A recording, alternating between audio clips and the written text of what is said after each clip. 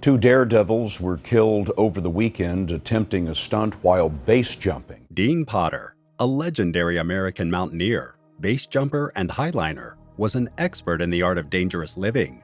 Few understood the thrill of this art better than he did. Potter was born April 14, 1972 at Fort Leavenworth, Kansas. His climbing journey began in 1988. By the end of the decade, he was making a major impact on American climbing with his daring ventures, solo climbs, and speed ascents. He became one of the most famous climbers in the world. Potter was famous for his creative and often dangerous routes and stunts, which pushed the limits of what was considered possible in free solo climbing. His accomplishments and unique style made him an icon in the extreme sports world. On May 16, 2015, Dean Potter and Graham Hunt, a 29-year-old college student and flying partner, were determined to test the limits of their capabilities. They decided to base jump from Taft Point, a viewpoint about 3,000 feet above a green valley, the perfect location for base jumping. Potter and Hunt had chosen Taft Point as their base of operations for this adventure. Jen Rapp, Potter's longtime love, stood just 20 feet away from them, capturing the moment with her camera. With the majestic El Capitan framed in the background, lit up by the setting sun, the couple's beloved dog, Whisper, joined them to make the picture perfect.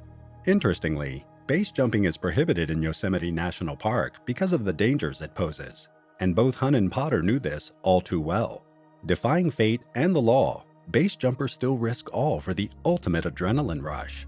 Yosemite National Park is considered the best place in the world to base jump, with its steep cliffs and breathtaking views. Potter and Hunt were no strangers to this area, having already jumped from dozens of places in the valley. Base jumping from Taft Point was not new to them. Although Taft Point is marked with a fence to prevent tourists from base jumping, that didn't stop Potter and Hunt. On their previous adventures, they took the 100-meter jump to the west. Once in the air, they flew to the right toward the heart of the valley. There is a sloping rib of a ridge there called Lost Brother. The phrase sloping rib or ridge is a term from geology used to describe an elongated ridge that slopes down from the top of a mountain. The ridge is the part of the mountain that forms the steepest part of the slope and often consists of harder rock and materials that are more resistant to erosion. This point is not indicated on park maps given to visitors. In that ridge is a V-shaped notch that both Hunt and Potter were planning on crossing before landing in the valley. But as they found out later, fate had other plans for them. On the evening of May 16th, the men zipped into their suits without waiting for dusk to set in. A light breeze stroked against them, but not forcefully enough to make them hesitate about their mission. Potter jumped off the mountain, and Hunt followed close behind him like a shadow. Jen Rapp took a few pictures of them before they flew away with wings spread wide. Hunt wore a special suit made for speed, while Potter had set records with long flights and preferred to stay in the air for a while. Potter had previously been in Canada, working on a design for a suit that would allow him to land on glacier ice without a parachute. From the lens of her camera, Rapp saw Hunt heading toward the notch. This was surprising because Hunt's height was lower than the height needed to go through a notch during base jumping. She saw Hunt steer to the left, as if he wanted to go around the ridge, but then quickly switch back to the right. Potter held his course for the notch, and they disappeared into the hole in the mountain. Soon, Rapp heard a tap. She consoled herself by saying it was the familiar sound of a parachute unfolding, but soon she heard a duller, heavier sound.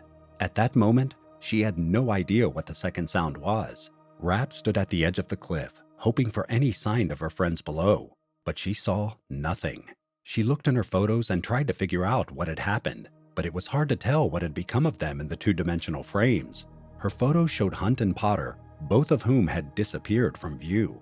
Rebecca Haney, Hunt's girlfriend, was hiking when Hunt called that he and Potter were going to jump off Taft Point.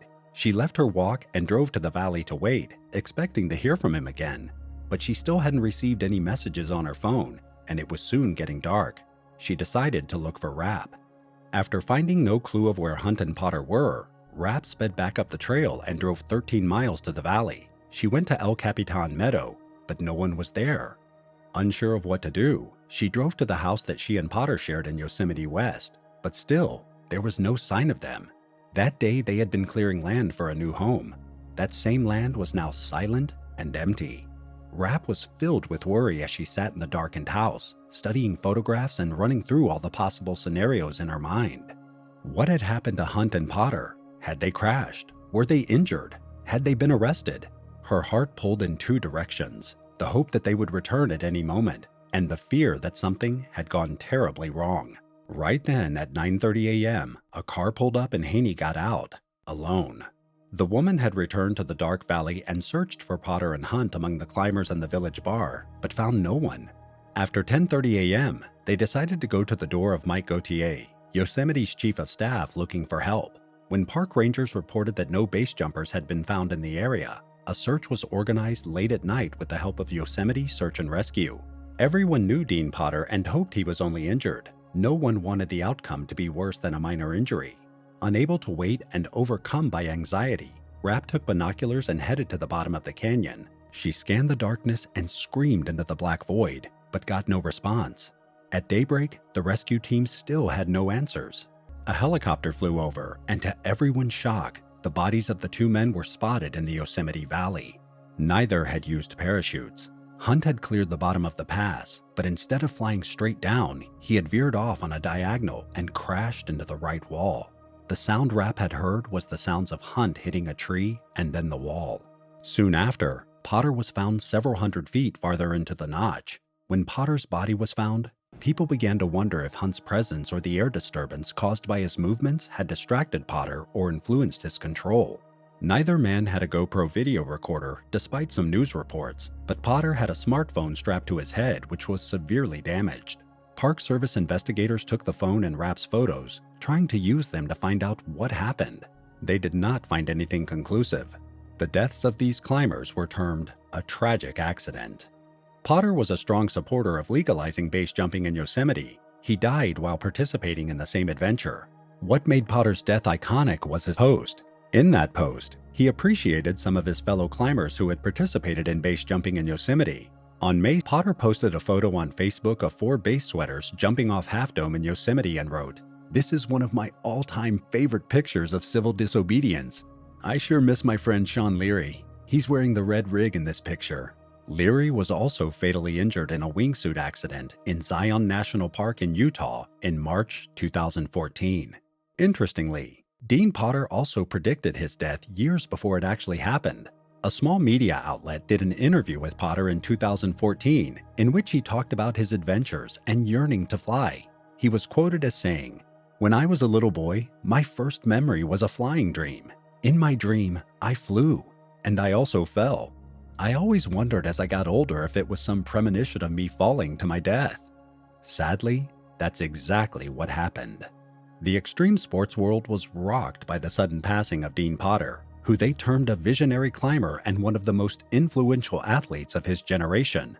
Tommy Caldwell, a contemporary climber, reflected on Potter's death, saying that those who push the boundaries of safety can convince themselves they are invincible. Caldwell recalled Potter as a larger-than-life character who believed anything was possible. Potter's passing has forced the climbing community to take a reality check and re-examine their boundaries, thinking about what should the limits be of this extreme sport. 3 days after the accident, Jen Rapp returned to Taft Point. At the location where Potter and Hunt had last jumped, Rapp was sitting all alone on a rock. Suddenly, a raven appeared and without hesitation approached and began to eat a piece of salami from her hand. This was the first time she had experienced this. "The way the raven looked at me so intently, Rapp said, the thought drifting unfinished. Yeah, it was Dean. Thanks for watching this story.